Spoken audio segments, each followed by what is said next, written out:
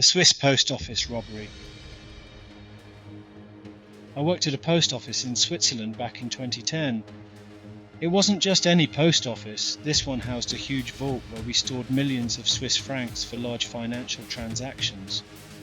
Everything about the job felt normal, routine. We were a close-knit team, and nothing ever seemed out of the ordinary. But all that changed one cold November morning. I remember it vividly. It was early, still dark outside, and the post office hadn't officially opened yet. I was in the back room handling paperwork when I heard the main door click. That was odd.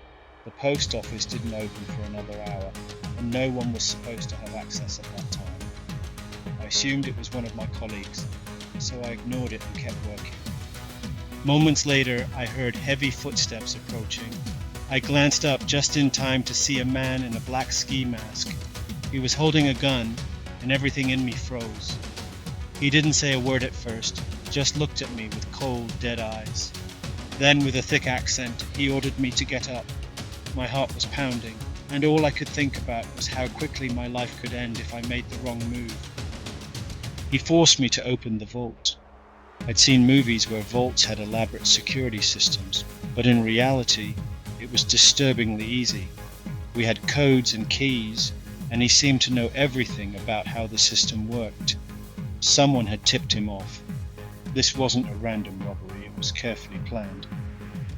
As the vault door swung open, the full weight of the situation hit me.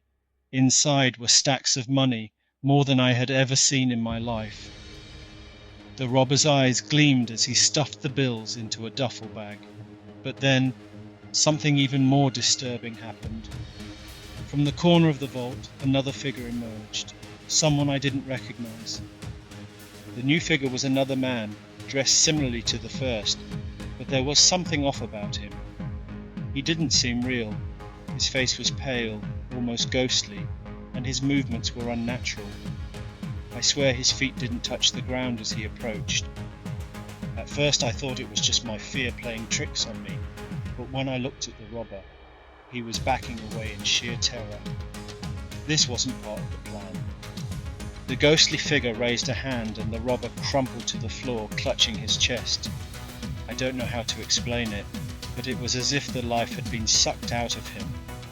The figure then turned to me, locking eyes with mine. My blood ran cold. I was paralyzed, unable to move or scream. Suddenly the figure vanished, leaving me alone with the robber's lifeless body in the open vault. I ran out of there as fast as I could. I couldn't make sense of what had just happened. The police later arrived, and I told them everything about the robbery, the strange figure, and how the robber had collapsed. They didn't believe me, of course. The official report said he died of a heart attack, but I know what I saw. That thing in the vault wasn't human. I don't know why it spared me, but ever since that day I've felt like something has been watching me, looking in the shadows. I can't shake the feeling that whatever was in that vault isn't finished with me yet. Don't forget to like, subscribe, and hit the notification bell so you never miss another eerie story from HollowNightFear.